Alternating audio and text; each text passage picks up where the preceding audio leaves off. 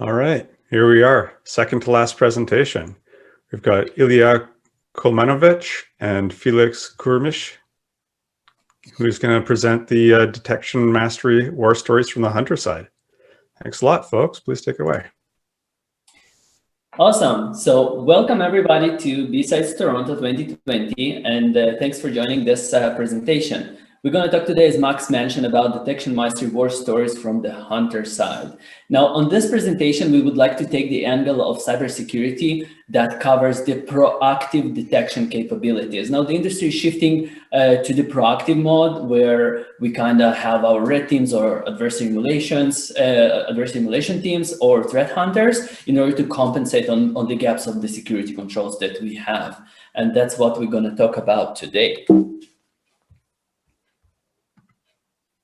Yeah, so for our agenda for today, we're going to have an intro. We're going to talk about how the threat hunting training arrived and evolved. We're going to talk about how to build a threat hunting program from our experience. We're going to talk about detection engineering and what it is. And eventually, we're going to finalize with some practical hunting scenarios that you will be able to take to your organizations and to implement it there.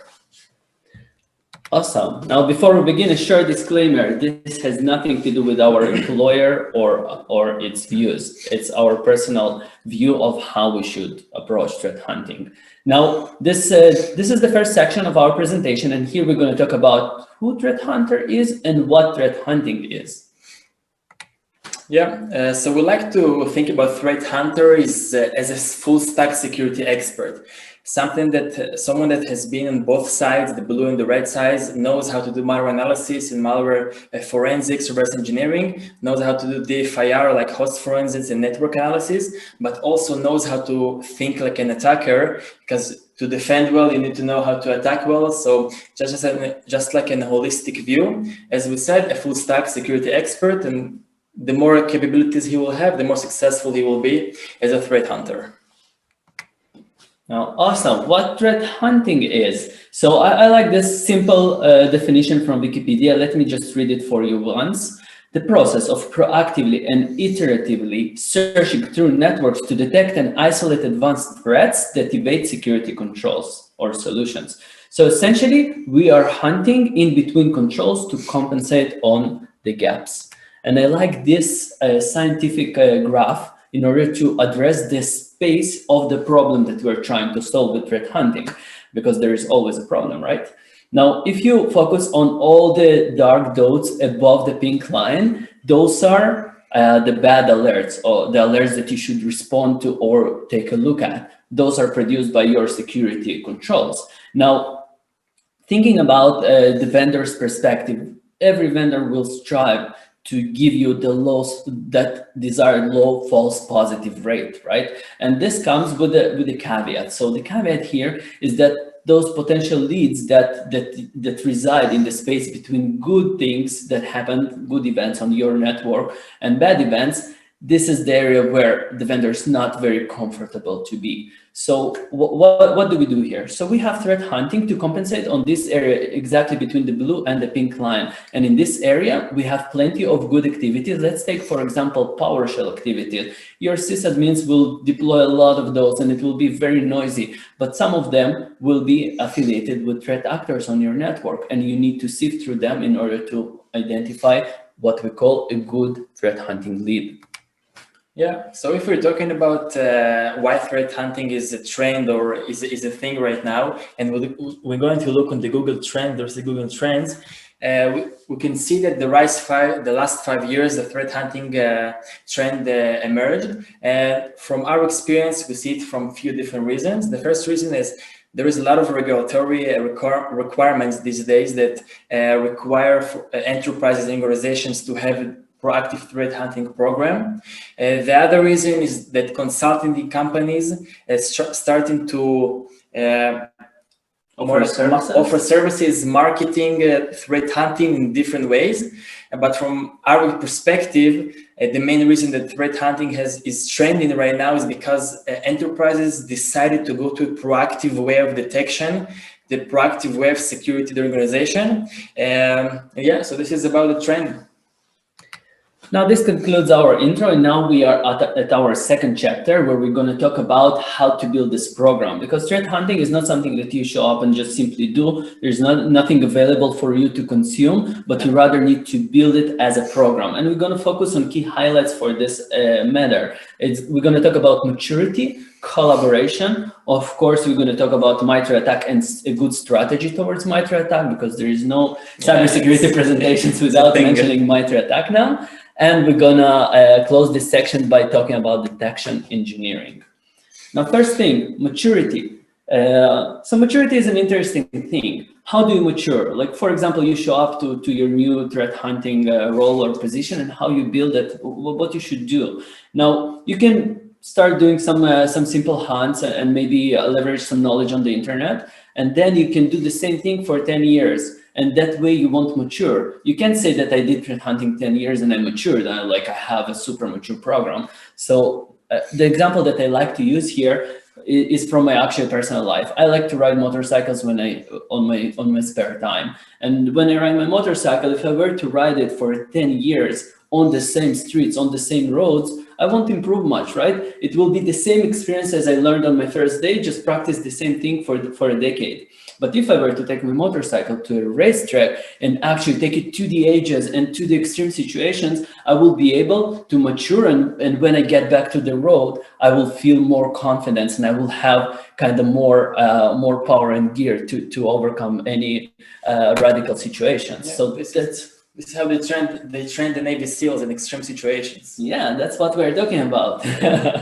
Now, this is a classic HMM, as was originally hunting maturity model, as was originally introduced by David Bianco. Now, we're not going to talk about the model itself too extensively because it's available on the internet, but I want to walk you through key components that you should focus on when you deal with threat hunting.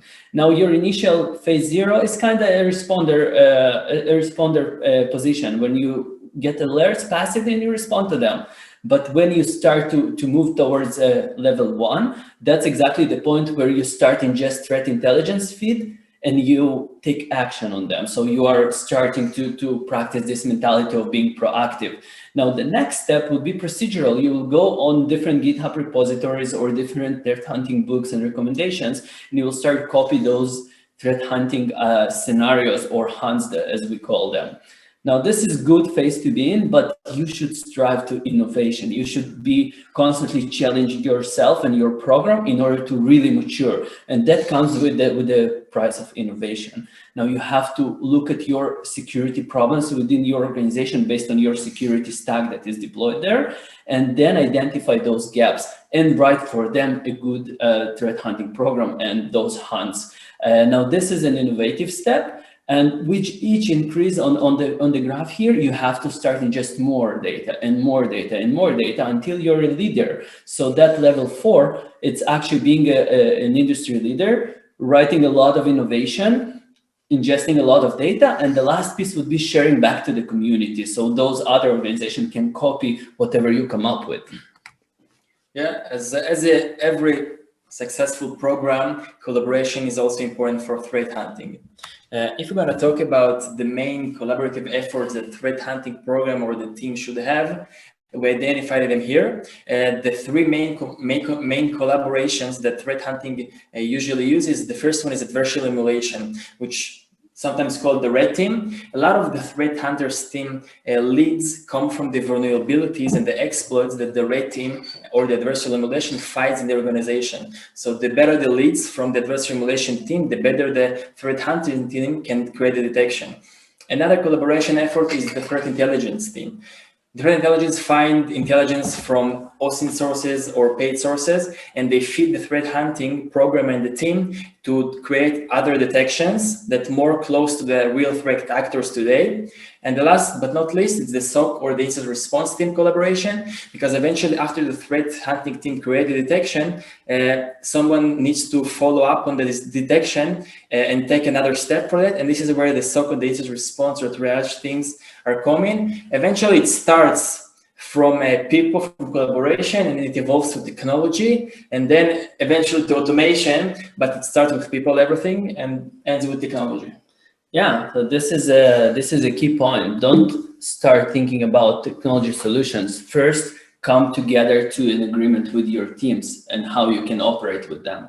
Yeah, another thing we should mention here is that threat hunting team works with data sources, such as everyone basically, but the better the data sources, the more data you have, data lakes, anything in any kind, Splunk, ELK, doesn't matter, the better the successful the threat hunting plan. So the threat hunting plan needs to be use case oriented. It also needs to look on the quick wins. What are the quick wins from the data I see? What is the quick detection I can create and forward it to the SOC and IR team? But also need to look on the big rock theory first. What are the main concerns of my organization, which we take from the adversary emulation, what the recent vulnerabilities that they just found. So also the big rock theory work for to create detection for the most vulnerable aspects in the risks for organization, but you also need to question the data, because when you receive the data sources from your vendors, you don't need to trust, you need to trust them, but also question what the resolution these sources or log sources or security controls give you and what visibility they give you. And if they give you 99% from what you need is not enough, so get this 1 extra percent to have 100. Yeah, go an extra mile. And this is very key point. It's actually from experience. You need to validate what you're relying on. So let's talk about, we started to think about threat hunting and what function it actually takes. Like how do you should build this function and strategy around this approach. So it's actually, we came up to the idea that it is an R&D focused function. So you're not entirely a researcher or responder or just this and that. It's a comprehensive function where you have to go on those iterative hunts, right? Every time you go on a hunting journey, you define, okay, I'm going after my, let's say, network logs or endpoint logs. So every time you go and do that, next time you should do a lesson learned and then apply those lesson learned and do it again and again and again. So there will be hunting journeys coming frequently to your teams. Then you have to challenge the hypothesis, because the hypothesis that you put together may be good today, may be good in a month, but maybe after 3 months, the threat landscape shifted and threat actors started to use new tools or new tactics, and you definitely need to challenge yourself. Do I cover everything? What I assume to cover here, does it still effective? So you have to kind of constantly look into this aspect every time. And then research. So don't be scared of research. If you need to take this malware sample detonated in sandbox environment or virtual machine and start collecting TTPs yourself, you have to spend time on research. That is the best way to understand how things work behind the scenes. And next thing would be to prototype new detections. That's about the maturity. You don't have to build something and just practice it all over again. You have to introduce new prototypes to your environment, and that obviously comes with automation. Yeah. So we cannot make this presentation without mentioning the MITRE ATT&CK framework. So MITRE ATT&CK is a good start. The framework gives you a lot of TTPs and detection that we can create as a threat hunter. There are 2 main strategies that we're going to talk about. One is you can build a wall, and another one is to build a minefield. Then we're going to summarize how we think we should use it. But yeah, MITRE is a good start. It covers your base, but doesn't give you 100%. So you need to give your extra percentages. So the first, if you're going to look on the MITRE TTP kill chain, we're going to see a lot of phases and stages and TTPs, and it's overwhelming. So if you're going to build a wall, you can just cover the initial access and the execution phases of the MITRE kill chain, actually the Lockheed Martin kill chain, and then cover the TTPs and sub techniques and basically cover your base. Or you also can build a minefield, because if you're gonna, as a threat hunter, you think assume breach. So assume you're breached and your organization has already compromised. You need to build a minefield to detect the threat actor already inside and along the kill chain phases. From our experience, if you combine those 2 strategies, it's a wall and the minefield strategy, it's going to give you the more coverage, but it also gives you a realistic plan to achieve as a threat hunter and the threat hunting team. Yeah, absolutely. Now, talking about the last section of the program itself, This section will cover the detection engineering. What detection engineering is. So we're going to talk about, like, you're going to have an engineer that will write for you detections, but what it actually gives you, what is the uplift, what is the extra benefit, and why we need this new role that we're promoting here that is called detection engineering. It is all going to be about formalized process, about framework, and about maturing your program. Yeah, so if you're going to look on the past and what detection engineering were called, basically everybody knows this. You have a log from a security control. For this, in this example that you see now, it's an EDR log. You send it to your SIEM correlation solution or SOAR, and then you have a detection that's being sent to you by email, SMS, or any other mailing system. The threat hunting and the detection engineering, as it evolved, just added a few steps to it, and it become an overlay function and an enrichment and extension to the current process, which take also into consideration validation of the log sources and the EDR log, challenge it in different scenarios with different TTP, with different actors, with different samples, cover the blind spots and assumptions, cover the false positives, because as Ilya mentioned, your system administrator also use PowerShell. So how do you defer them and threat actors? You need to get to the lowest resolution possible to see how the vendor works and research the vendor capabilities. And eventually it's TP based because we work in MITRE. So this whole process is like an overlay process of detection engineering that the threat hunting program gives you. Yeah, as we mentioned, to cover the extra space, the extra area in between those controls, yeah. So provide an extra benefit. Now, for all that, we would need something that is called framework, right? Where you're going to build it, how you're going to document it, how you're going to structure it, and there is a good framework for that. This alerting and detection strategy framework, called in short ADS. Was first introduced by Palantir, and we decided to adopt it. It's actually very good. It covers the entire stack of the detection problem. So you will have all those steps that you can see on the slide that we will cover in the upcoming slides. It will have your goals, your categorization, blind spots, assumptions, validations, all the things that you need to know around the detection problem. Now, why it is good? It is actually good because when you do it well, when you do it the right way possible, you will be vendor agnostic. So your detection teams, your blue teams, your defensive teams will be able to work on a collaborative manner on those repositories of detections. And each time you would need, for example, to shift your vendor, you stopped using this vendor for the EDR and you partnered with a new vendor without mentioning any names here. It's not a problem for your teams. Your teams will be able to refer to this ADS framework and rewrite the exact hunt or query or script in order to achieve the same visibility and the same coverage from the detection perspective. So it will be vendor agnostic, it will last for longer, it allows you this collaborative environment, it gives you the right resolution so the granularity is really high, and then it will eventually address the security gaps. Yeah, if we're gonna finalize our presentation here after we realized what's important for Threat Hunter and the threat hunting program, I'm gonna speak a bit about practical hunting scenarios that you can create. So if you're gonna take real life examples, one example that you can do is you can create a hunting scenario which is called the binary hunt. For example, it uses the ADS framework and just hunt for potential unwanted programs in your environment.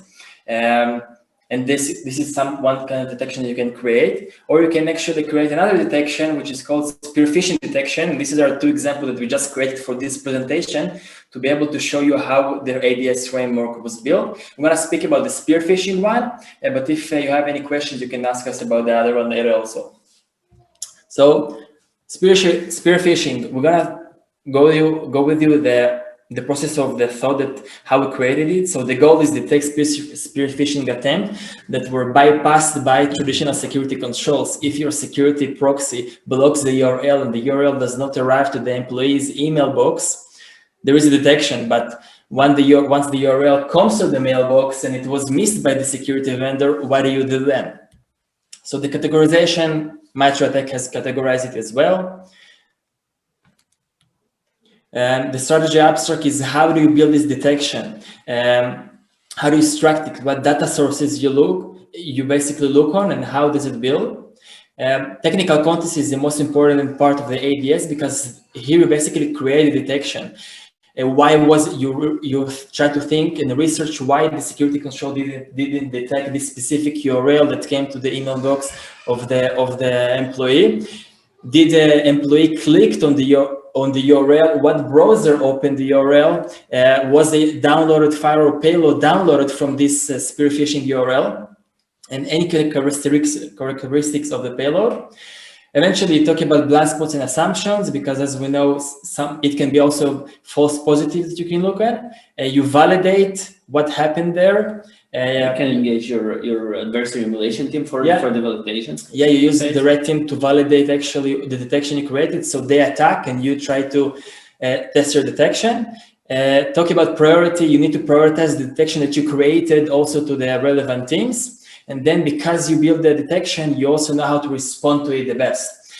If we need a good start, once we realize that this is the ADS, we can also start from open source. So this is how we started back in the days, starting to create detection or security research. We went to these amazing blogs and amazing companies, and we read the blog, took the TTPs, extracted them, emulated it on our environment, and basically create detection to see how our enterprise actually faces these attacks and threat actors.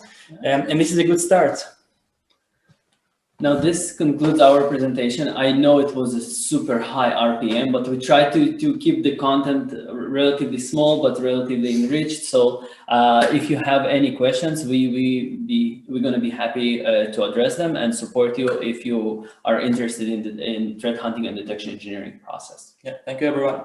Thank you. Awesome. Thank you very much, Ilya and Felix. There aren't any questions that have come in yet. But by all means, you can hop on the Discord channel. Getting thankses and praise there. Right, so thank you again for speaking at BSides. Thank you, Our Miles. last talk is coming up soon.